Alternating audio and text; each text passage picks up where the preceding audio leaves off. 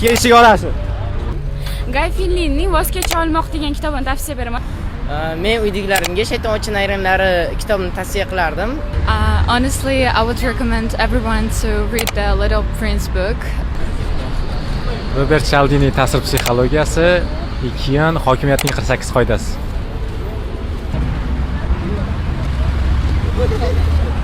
Assalomu alaykum.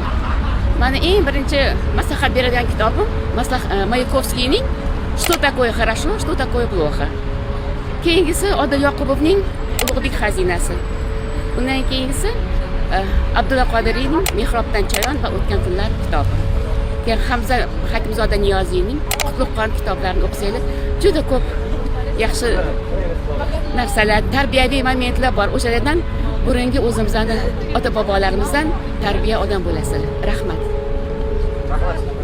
Atomic Habits, James Clear. Assalomu alaykum. Menga yoqqani hammaga tavsiya qiladigan kitobim Fotih Dumaniki. Menimcha ko'pchilik o'qigan bo'lsa kerak. Bundan tashqari yana qaysi mavzularni olib chiqishimizni xohlar edingiz? Agar sizga shu kabi videolar qiziqarli bo'lsa, sahifamizni kuzatishda davom eting.